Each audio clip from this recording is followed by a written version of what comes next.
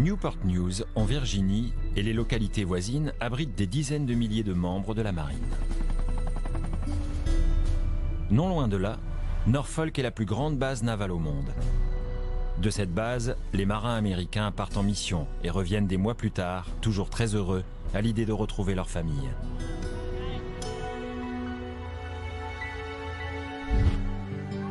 Le dimanche 30 avril 2007, l'officier de marine Cory Voss profite de ses derniers jours à la maison avec sa femme et ses 2 jeunes enfants. Dans quelques semaines, il partira pour une nouvelle mission de 6 mois à bord de la frégate USS Elrod.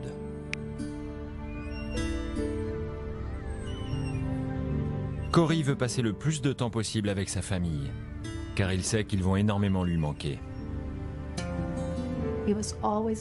Il était toujours avec ses enfants. C'était vraiment un super papa. Il les emmenait partout. Il passait beaucoup de temps avec eux.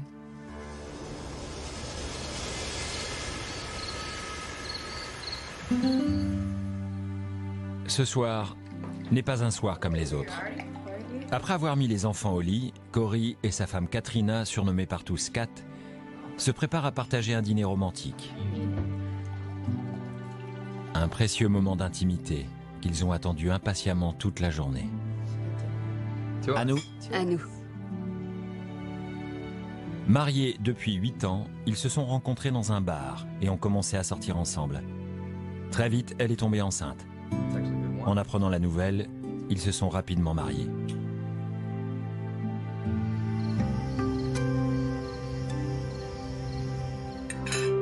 Après le dîner, Kat demande un petit service à son mari, en récompense de ses efforts en cuisine.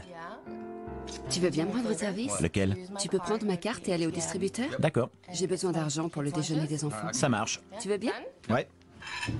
Allez, à tout de suite. À toutes. Il est 23 heures. La banque est située à seulement 4 km, dans un quartier commerçant et sûr. Mais Kat est malgré tout inquiète pour son mari, et elle l'appelle pour lui dire d'être prudent.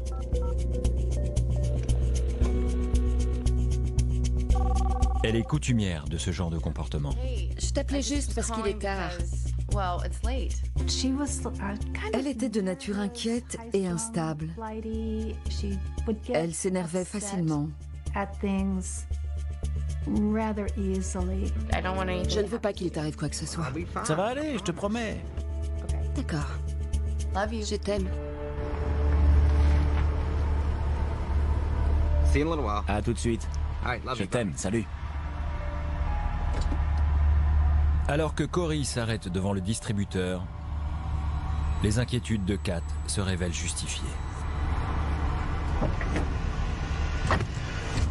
Eh mais qu'est-ce que vous faites là? La ferme, écoute-moi, roule. D'accord, d'accord, me tuez pas. Roule. Très bien, très bien. C'est tout ce que je te demande, roule.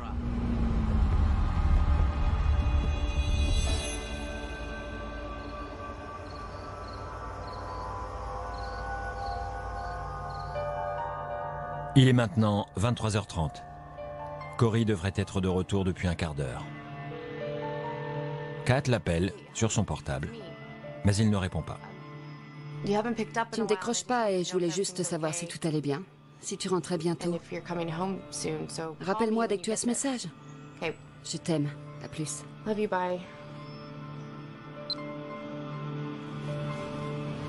Elle appelle la police pour savoir s'il y a eu des accidents de la circulation. La réponse est négative. Elle appelle le navire de Cory, mais aucun de ses collègues ne l'a vu. Elle contacte les hôpitaux.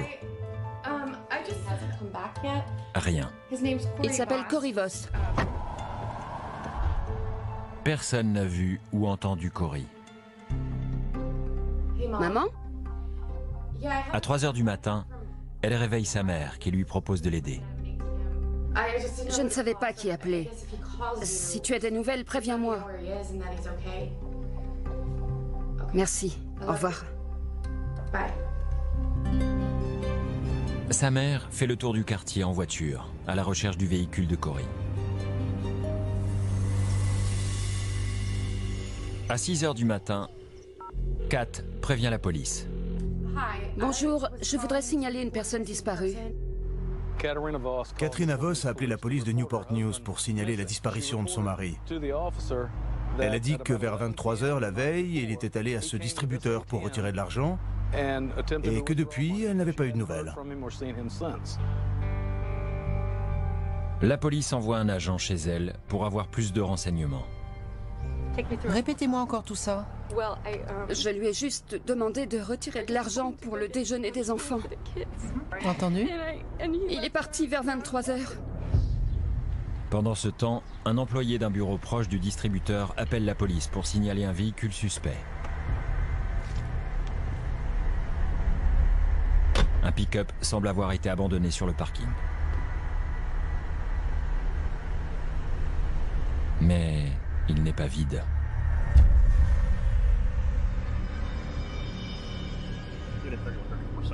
Cela ressemble à un vol qui aurait mal tourné. On vient de trouver un cadavre.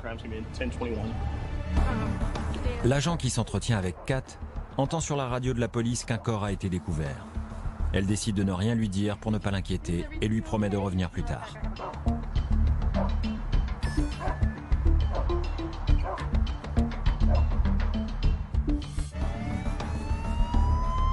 Les enquêteurs de la brigade criminelle arrivent sur place. On a mis en place un périmètre de sécurité. Le véhicule de la victime est garé là où se trouve la camionnette grise. Au départ, on a pensé à un vol. Ensuite, on a appris que sa femme avait signalé sa disparition. Dans l'heure qui a suivi, on est allé voir sa femme pour savoir pourquoi elle avait signalé sa disparition. Madame Voss, je suis l'inspecteur Riley. Pouvez-vous m'expliquer pourquoi vous avez signalé cette disparition? Elle explique que Corey est allé au distributeur vers 23 h pour retirer de l'argent pour le déjeuner des enfants.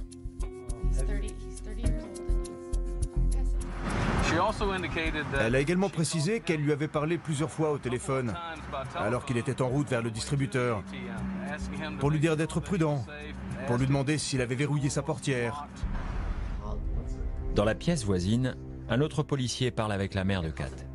Pour confirmer l'identité de la victime, il lui montre une photo prise sur le lieu du crime.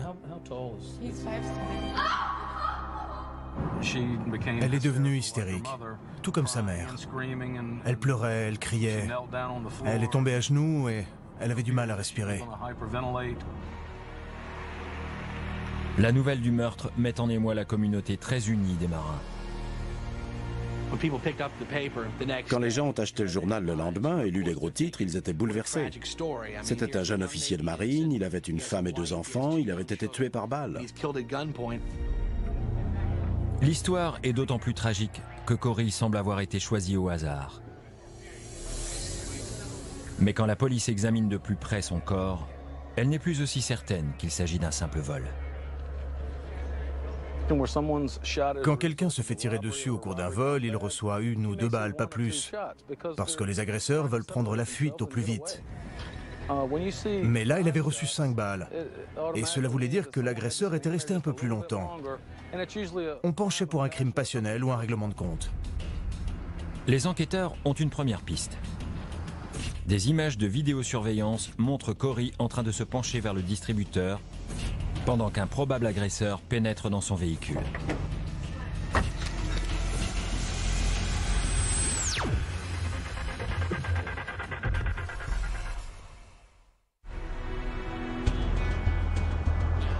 En avril 2007, la police de Newport News essaye de comprendre qui a assassiné le jeune père de famille Corey Voss. L'officier de marine a été tué par balle après s'être arrêté à un distributeur tard le soir dans un quartier pourtant tranquille.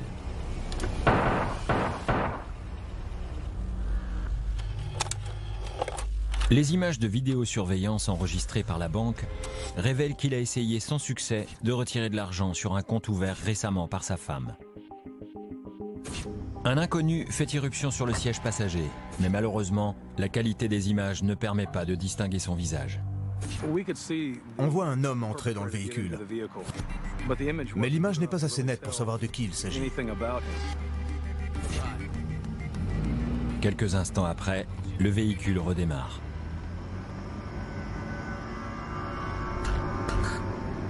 7 minutes plus tard, Corey revient et essaye à nouveau de retirer de l'argent. En vain. Les enquêteurs sont convaincus qu'il a une arme braquée sur lui. Il repart et ne sera jamais revu vivant. La police fait appel aux meilleures technologies disponibles pour améliorer la qualité des images. On a essayé d'améliorer l'image. On a envoyé la bande à la NASA et on leur a demandé de l'aide. La femme de Corey informe les enquêteurs qu'elle a demandé à son mari de retirer 60 $. Mais la banque leur apprend que la carte qu'elle lui a donnée correspond à un nouveau compte, presque vide. Il a été ouvert avec juste 5 $ dessus. Il a essayé de retirer 60, puis 40, puis 20 $. Et bien sûr, c'était impossible. Il n'y a que 5 $. Pouvez-vous me faire une copie, s'il vous plaît? Peut-être que Kat a simplement donné la mauvaise carte de retrait à Corey. Mais les enquêteurs décident de s'intéresser de plus près à Kat et à son couple. Ils découvrent que Kat est un personnage haut en couleur. Baptisée Kathleen à la naissance, elle a opté pour un prénom plus original. Elle semblait vouloir se réinventer. Elle a changé de nom. Elle se faisait appeler Katrina pour avoir l'air plus exotique. C'était une sacrée comédienne.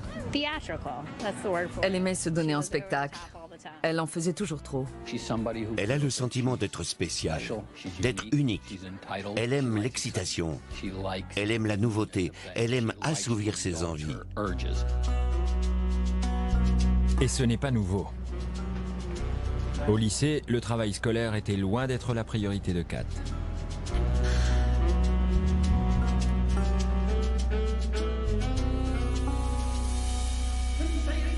Comment peux-tu justifier ça? À 17 ans, elle tombe enceinte.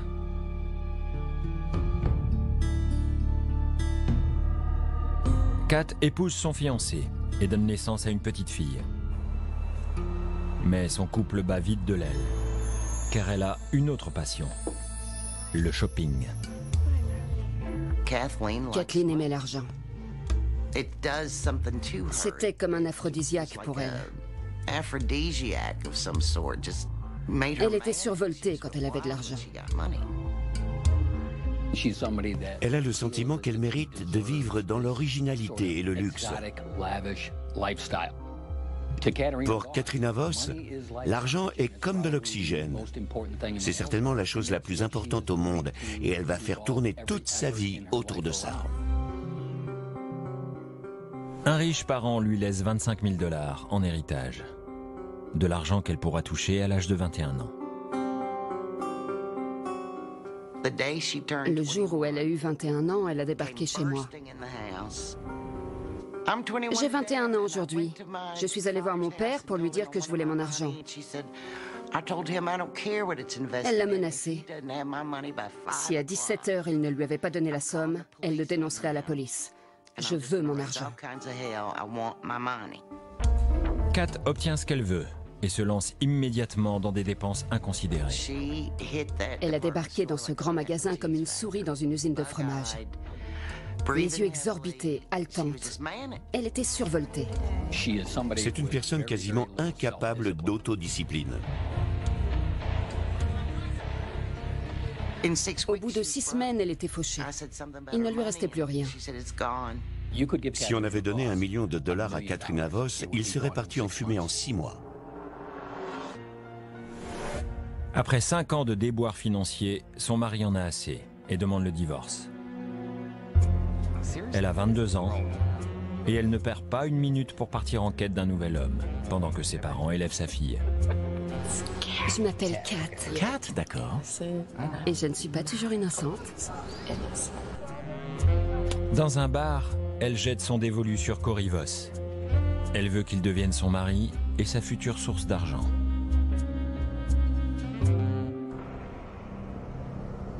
Les enquêteurs découvrent que Corey a lui aussi connu une adolescence mouvementée, abandonnant le lycée et multipliant les mauvaises fréquentations.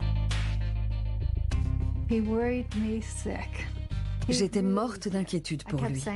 Je n'arrêtais pas de dire S'il tient jusqu'à l'âge de 18 ans, ça ira. Beaucoup de ses amis sont tombés dans la drogue, les gangs, et ont fini en prison. Mais en 1995, Corey retourne à l'école et s'engage dans la marine l'année suivante. Il semble enfin être dans le droit chemin. Pour tous les gens avec qui il a travaillé, il était un exemple. Il connaissait très bien son boulot. Tous ses collègues adoraient travailler avec lui. Corey trouve sa vocation. La marine l'envoie s'entraîner comme officier. Il était confiant, il savait ce qu'il voulait, il savait où il allait. Il avait un projet. À son retour, il était devenu un homme. Corey a aussi trouvé l'amour, et il est comblé. Et il semble même avoir apprivoisé sa jeune fiancée fougueuse. Mais les apparences sont trompeuses. C'est Katrina qui avait le pouvoir. Elle était exigeante et elle contrôlait tout. Elle pouvait jouer n'importe quel rôle. Elle pouvait être séduisante, aimante et charmante en apparence. Je suis sûr qu'elle lui donnait l'impression de l'aimer. Elle n'a pas dû mettre longtemps à comprendre qu'elle pourrait obtenir tout ce qu'elle voudrait de Corey. Quand Kat est présentée à la mère de Corey, elle est bien décidée à lui faire bonne impression. Coucou maman, je te présente Katrina. Bonjour, enchantée.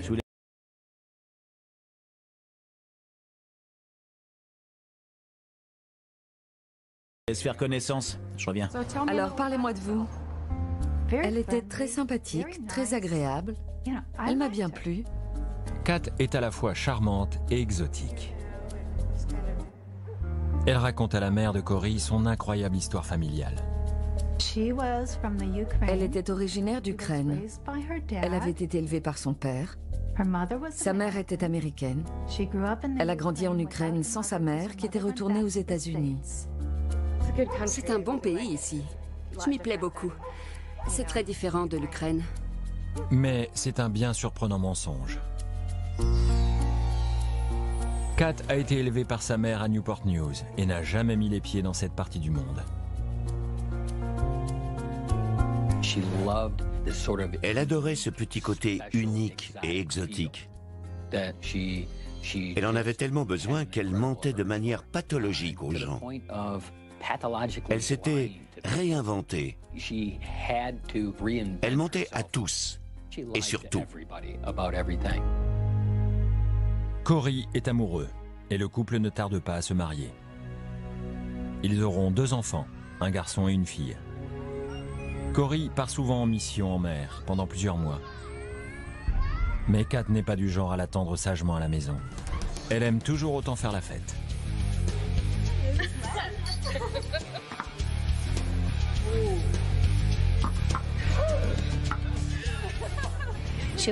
Elle adorait rencontrer de nouvelles personnes. Elle aimait être le centre de l'attention, elle était très drôle. Barman. Elle payait toutes mes consommations, elle laissait de gros pourboires. On avait presque l'impression de sortir avec une célébrité quand on était avec elle. Mais le hic, c'est qu'elle n'a pas le compte en banque d'une célébrité. Tu peux m'expliquer? Et quand Corey rentre à la maison, il doit payer les factures. Il est sans arrêt contraint d'emprunter de l'argent à ses parents pour joindre les 2 bouts. Je crois qu'un des mots qui revient le plus souvent à son sujet, c'est matérialiste. Elle voulait les plus belles voitures, les plus beaux bijoux. Elle voulait une grande maison. Elle exigeait le meilleur. Corey faisait tout ce qu'il pouvait pour la satisfaire.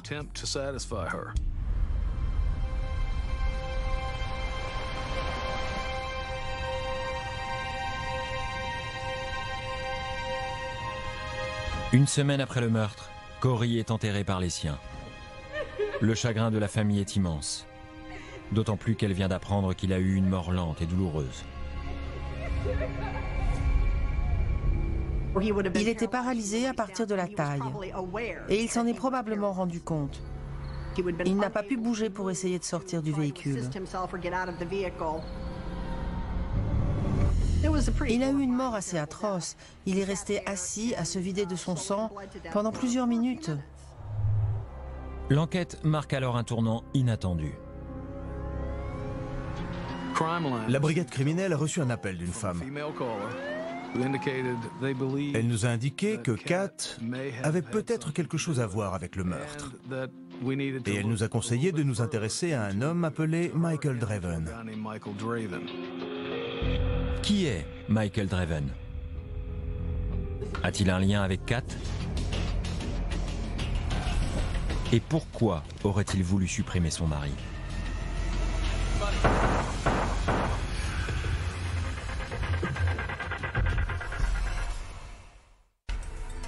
En avril 2007, la police enquête sur Kat Voss, l'épouse d'un officier de marine tué par balle alors qu'il essayait de retirer de l'argent à un distributeur de Newport News en Virginie.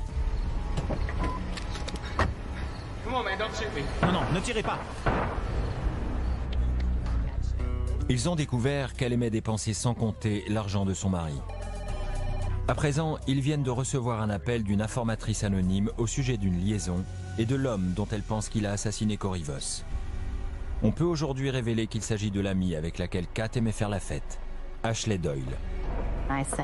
J'ai dit que j'appelais à propos de l'affaire Voss et que je savais qui l'avait fait. Elle apprend le meurtre de Cory par une amie.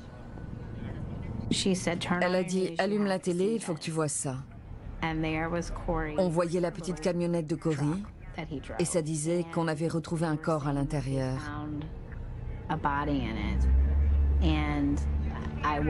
J'ai regardé et je me suis aperçue qu'il s'agissait de Cory. J'ai tout de suite su qu'elle y était pour quelque chose. Ashley accepte de rencontrer les enquêteurs et commence à leur parler de la double vie de Kat. Elle voulait qu'on ramène des hommes chez elle. Je n'étais pas toujours d'accord pour coucher avec eux, mais elle n'hésitait pas. Kat est insatiable, constamment en quête d'aventure avec des hommes ou des femmes.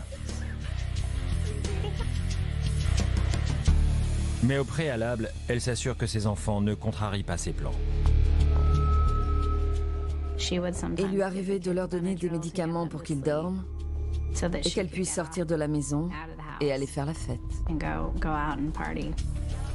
C'est une personne qui ne peut pas être fidèle. Elle en est incapable. Elle aime l'excitation, elle aime les relations nouvelles.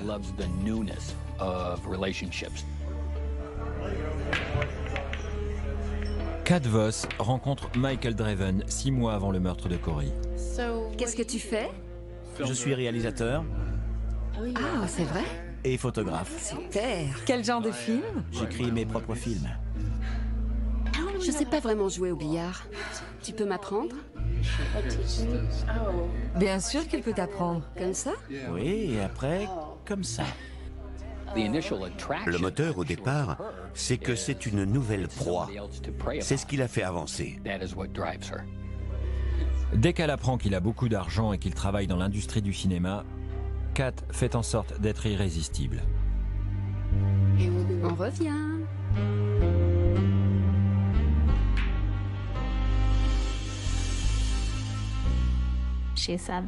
Il lui a dit qu'il vivait dans un quartier ultra chic, dans une maison immense, et qu'il était un photographe très connu.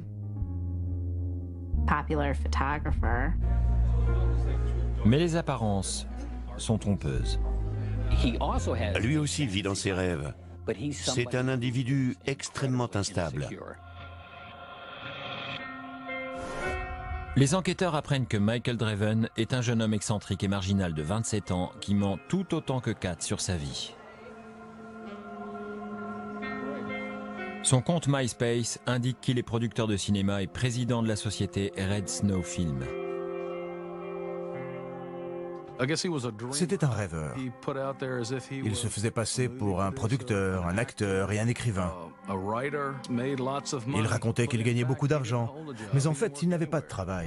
Il vivait avec sa mère et son beau-père dans une caravane, et il les aidait parfois à distribuer des journaux la nuit. Draven a une autre façon de gagner de l'argent. Il est cobaye pour la recherche médicale.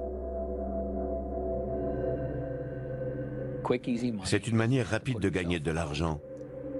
Ça le dispense d'aller chercher un emploi qu'il ne décrocherait pas ou qu'il serait incapable de garder. Pendant que Cory est en mer, Michael et Kat se rapprochent. Michael met même des photos de Kat et ses enfants sur sa page MySpace en prétendant que ce sont les siens. Je ne sais pas pourquoi Katrina s'intéressait autant à lui. Mais une fois ensemble, ils sont devenus inséparables. Ils se voyaient très souvent. Ils faisaient vraiment partie de sa vie. La police n'est pas au bout de ses surprises. Elle découvre que Kat et Michael avaient un compte commun à la banque, où Cory a essayé en vain de retirer de l'argent le soir de sa mort. Kat et Michael ont tous les deux de solides alibis pour le soir du meurtre. Les enquêteurs, qui ne lui ont toujours pas fait savoir qu'ils la considéraient comme une suspecte, continuent d'interroger Kat au sujet de son mariage. On lui a demandé si l'un ou l'autre avait eu des relations extra-conjugales. Mais elle a tout nié en bloc. Ils étaient très unis, tout allait bien. Convaincus que Kat leur ment, les enquêteurs persuadent Ashley de tenter de faire avouer à son amie qu'elle est impliquée dans le meurtre de Cory. On lui a demandé si elle accepterait de porter une caméra pour nous, et elle a dit oui.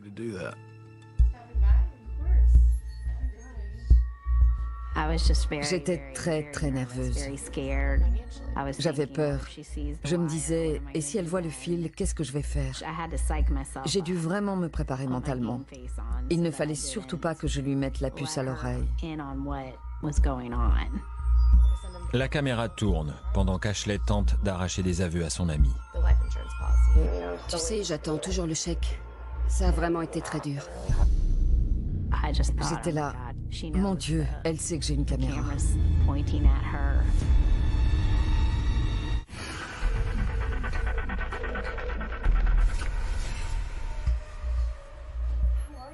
En mai 2007, Ashley Doyle enregistre secrètement une conversation avec sa meilleure amie, Kat Voss. Elle espère que Kat va lui avouer qu'elle a commandité le meurtre de son mari. Mais la chance n'est pas avec elle. La caméra secrète fournie par la police de Newport News se bloque. Et Kat ne passe pas aux aveux. On a réussi à obtenir quelques informations, mais pas les aveux qu'on attendait. Cependant, certains éléments étaient exploitables.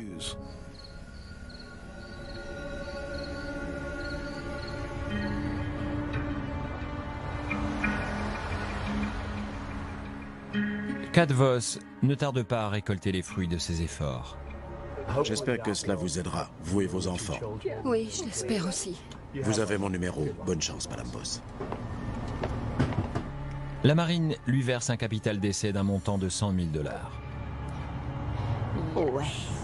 2 semaines seulement après le meurtre de Cory, Kat et son petit ami s'offrent des vacances.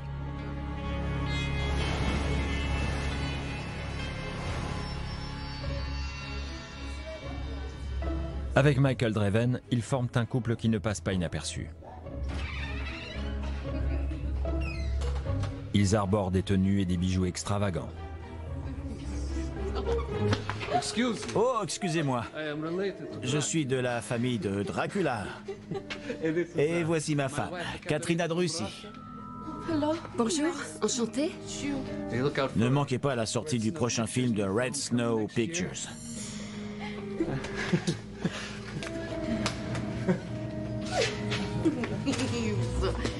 T'en rates pas une.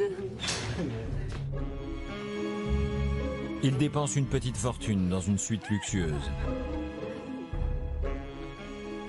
Et tout comme elle avait dilapidé les 25 000 $ hérités à ses 21 ans, Kat jette l'argent par les fenêtres. En 6 semaines, elle a dépensé 100 000 $. Kat n'est pas inquiète. Elle attend les 500 000 $ de l'assurance vie de Cory.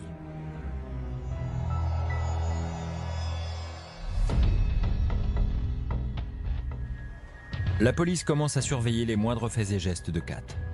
Ils pensent que l'argent est le mobile du meurtre de Corey, mais ils n'arrivent pas à le prouver. Et les mauvaises nouvelles ne s'arrêtent pas là. La NASA alors apprend qu'elle est incapable d'améliorer les images de vidéosurveillance et donc d'identifier le tueur. Les autorités fédérales se joignent à l'enquête, car on soupçonne que le principal mobile du meurtre de Corey était d'obtenir frauduleusement l'argent de l'assurance vie de la marine. Kat Voss avait compris que son mari avait plus de valeur mort que vivant. Elle pouvait encaisser 500 000 $ s'il disparaissait. Sois prudent. Je t'aime. C'était une affaire classique de luxure et de cupidité. La police prévient la société d'assurance que l'épouse de Corey est considérée comme suspecte. Avant de verser l'assurance vie, il devait être sûr que les membres de la famille étaient lavés de tout soupçon. On a demandé à ce que le versement soit différé. Les mois passent et la police ne dispose toujours d'aucune preuve. Mais la chance tourne enfin. Les enquêteurs découvrent que Michael Draven a été récemment incarcéré pour avoir frappé son ex-petite amie. Et ce séjour en prison va leur permettre d'avoir la confirmation que Kat avait une liaison avec lui du vivant de son mari. On a appris que Michael Draven était resté 6 jours derrière les barreaux de la prison de Newport News, 2 mois seulement avant le meurtre. Cela a attiré notre attention parce qu'on savait qu'en prison, les appels téléphoniques étaient enregistrés. On a récupéré les bandes et on les a écoutés. Cet appel peut être écouté et enregistré. Chérie, Quoi? j'arrive presque à te sentir contre moi. Ils entendent une remarque inquiétante au sujet de l'avenir de Corey. Il y a un petit détail qui sera bientôt réglé. Ne dis rien parce que c'est enregistré. Quoi? Corey. J'ai parlé à ton ami l'autre jour, pendant 1h30. Et tu lui as dit? Je vais m'en occuper. Ne t'attire pas d'ennui, d'accord? Je suis prêt à vendre mon âme au diable pour trouver tout l'argent dont on a besoin. Et on recommencera notre vie ailleurs. Kat Voss se compromet un peu plus en révélant ce qu'elle a l'intention de faire avec l'argent de l'assurance vie. Alors que son mari est encore bien vivant à l'époque. On va le dépenser, on va voyager, on va faire des choses. Je vais pas rester les bras croisés. Je sais. Je suis à l'abri. Ma retraite est assurée. Tu as de la chance. Pour le restant de mes jours. Tu as de la chance. Pour nous deux. Tu as de la chance. Pour tous les deux. Je t'aime. Je t'aime aussi, chérie. L'inculpation pour coups et blessures à l'encontre de Michael Draven est finalement levée. Mais avant sa libération, les enquêteurs apprennent le nom du tueur à gages potentiel.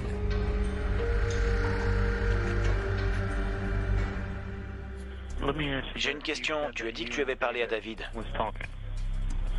Oui. C'est prévu pour quand? Je sais pas, il veut plus d'argent. Plus d'argent? Oui, je n'ai pas d'argent pour l'instant. Il le sait. Je lui ai dit que j'étais pressée et il a dit d'accord.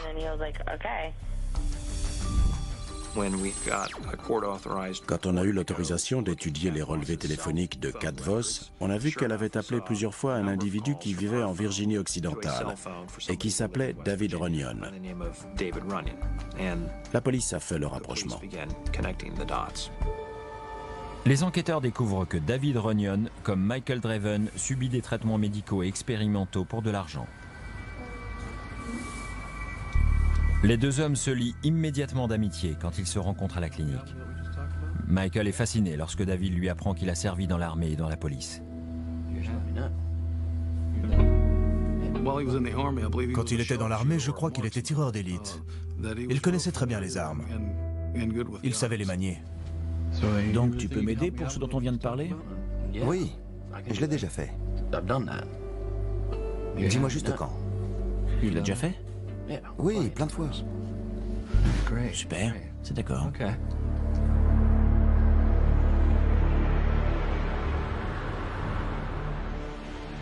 6 mois après l'assassinat de Cory Voss, Kat est ruinée et ne peut toujours pas toucher l'argent de l'assurance vie. Michael Draven a emménagé avec elle, mais elle ne renonce pas pour autant à ses habitudes. Il reste à la maison et garde les enfants, pendant qu'elle sort s'amuser.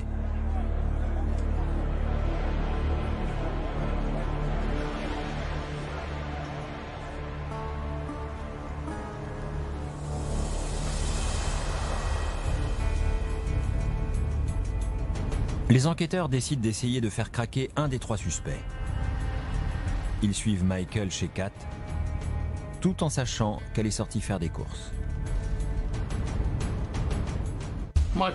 Michael, expliquez-nous un peu la nature de vos relations avec Kat. Eh bien, on est juste amis, c'est tout. Je ne vous crois pas. Je vais vous laisser une chance de nous en dire plus. Les enquêteurs sont convaincus que Kat Voss, son amant Michael Draven et un 3e homme, David Runyon, ont assassiné Cory, le mari de Kat. La police met volontairement la pression sur Michael, en lui faisant savoir qu'ils ne sont pas loin d'avoir fait toute la lumière sur cette affaire. On lui a fait part des informations qu'on détenait, et en particulier sa liaison avec Kat. On lui a même passé certains des appels qu'il avait reçus en prison. Reconnaissez-vous cette voix? Je t'aime. Je t'aime aussi, chérie. Dites-nous la vérité, Michael. Il ne savait pas quoi dire. C'était sa voix. Et avec Kat, ils discutaient de leur avenir, de leur mariage, de l'assurance vie.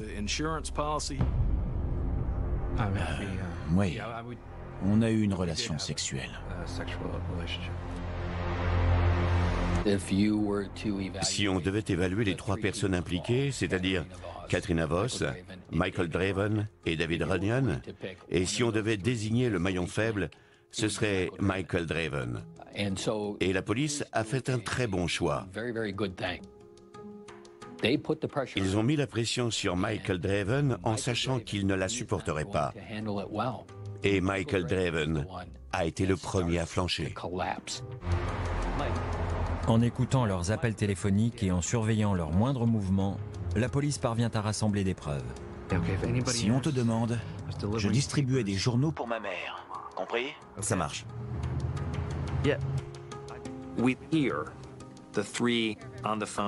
On les a entendus tous les 3 au téléphone en train de s'inventer des alibis, de comparer leurs versions. Ils savaient que la police risquait de commencer à s'intéresser à eux. Le 11 décembre, la police se rend en Virginie occidentale avec un mandat de perquisition. On a un mandat de perquisition pour votre véhicule et j'aimerais discuter avec vous de l'enquête qu'on est en train de mener. Et après 8 mois de recherche, ils trouvent la preuve tangible dont ils avaient besoin. C'est quoi? Une carte de Newport News. Il y avait des notes manuscrites au dos de la carte. Il y avait une description de la camionnette de Cory disant que l'enjoliveur avant droit ou gauche manquait. Et il y avait aussi des notes qui décrivaient le lieu du meurtre. La police arrête David Runyon pour le meurtre de Cory Voss. Il reconnaît que la carte lui appartient, mais il refuse de dire quoi que ce soit d'autre. Il a dit « Je vais probablement avoir besoin d'un avocat ». Et je lui ai répondu « Oui, même de plusieurs ». Le lendemain, la police prévoit d'arrêter Draven. Mais il y a un ultime rebondissement. L'écoute de ses conversations téléphoniques révèle des informations inquiétantes. On savait qu'il déambulait dans la ville avec son téléphone portable et qu'il avait déclaré qu'il allait se jeter d'un pont. On a essayé de le localiser en s'aidant des bruits qu'on entendait derrière et des informations GPS de son téléphone.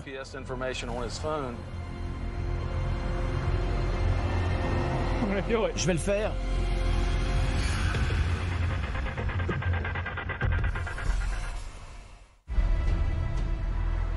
En décembre 2007, la police de Newport News, en Virginie, retrouve le suspect de meurtre, Michael Draven, alors qu'il menace de se suicider. Michael, posez ce téléphone. Posez ce téléphone. C'est fini. Posez ce téléphone, Michael. Vous êtes en état d'arrestation. Posez ce téléphone tout de suite. Maintenant, Michael. Allez, faites-le. Maintenant. Descendez. Descendez. Il est apparu totalement abattu. Il semblait mentalement épuisé et même presque soulagé que tout soit fini.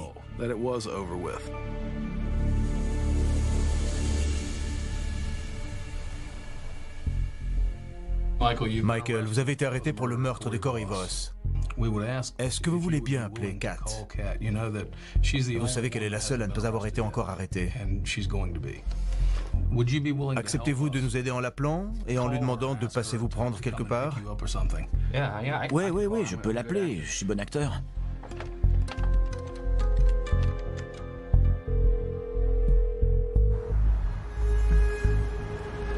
Kat Voss arrive rapidement, prête à tout pour l'empêcher de révéler leur plan diabolique. Katrina Voss, vous êtes en état d'arrestation. Posez vos mains sur la voiture. À la fin, Katrina semblait savoir que son petit jeu était terminé. Elle n'était plus la même. 8 mois après la mort de Cory, les 3 suspects ont enfin été arrêtés. La police espère que l'un d'entre eux va accepter de parler. Pour pouvoir les condamner, ils ont besoin de rassembler davantage d'éléments.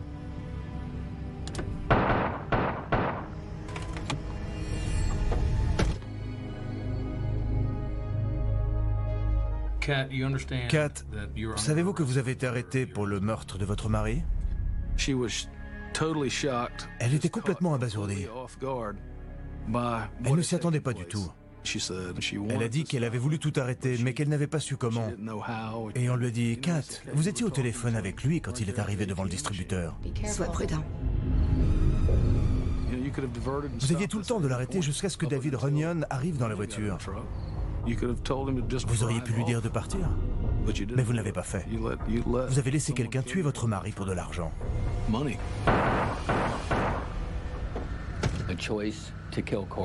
Si elle a choisi de tuer Cory, c'est parce qu'elle ne voulait plus attendre. En le tuant, elle pouvait toucher l'argent de l'assurance vie. Et avoir cet argent, c'était plus important que n'importe quoi d'autre au monde. Et lui donnait les moyens de mener la vie qu'elle voulait, vraiment. C'était l'idée de Michael. Je n'ai rien à voir avec tout ça. C'était l'idée de Michael. Vous pouvez l'écrire. Pour échapper à la peine de mort, Kat Voss accepte de témoigner contre Michael Draven et David Runyon. Elle est condamnée à la prison à perpétuité pour le meurtre de son mari. Mais alors qu'elle s'apprête à témoigner, le procureur décide finalement de ne pas la faire venir à la barre. Ils ont toutes les preuves nécessaires et le jury ne croira probablement pas un traître mot de ce qu'elle dira. Les appels enregistrés à la prison avant le meurtre. Les appels entre les 3 accusés après le meurtre. Les emails, le mobile, l'argent, tous ces éléments étaient accablants aux yeux du jury et prouvaient la culpabilité des 2 accusés. Michael Draven est à son tour condamné à la prison à perpétuité. Une fois que Cory a été assassiné, Michael Draven n'était plus utile à Katrina. Et cela en dit long sur elle. Les gens qui l'entouraient n'étaient là que pour servir ses intérêts.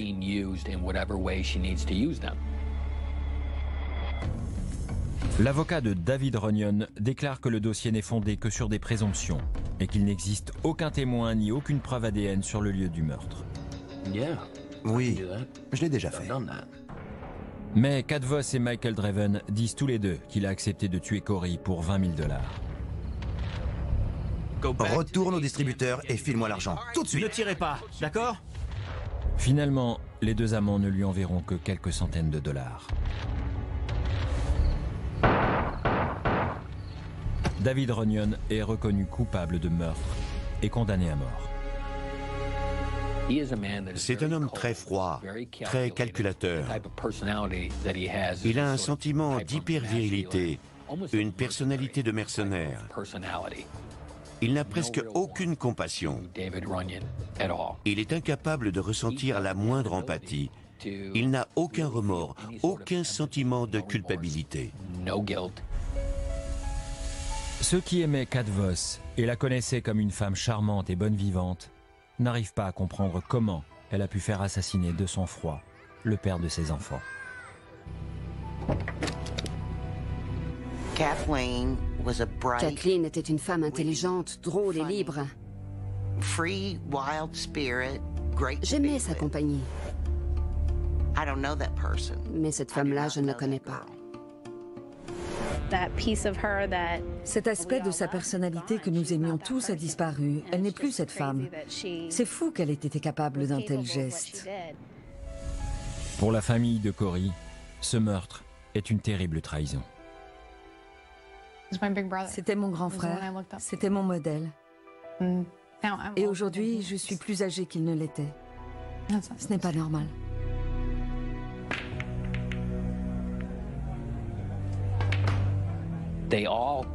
Ils forment un duo redoutable. Pour Katrina Voss, il s'agit avant tout de manipuler les gens et les situations pour parvenir à ses fins. Et elle entraîne Michael Draven dans son délire en le manipulant.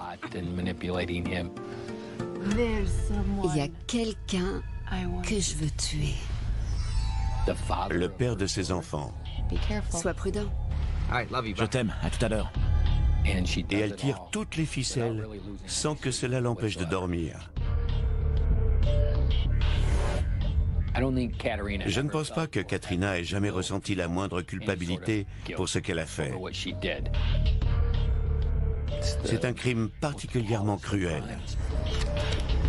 Non, ne tirez pas.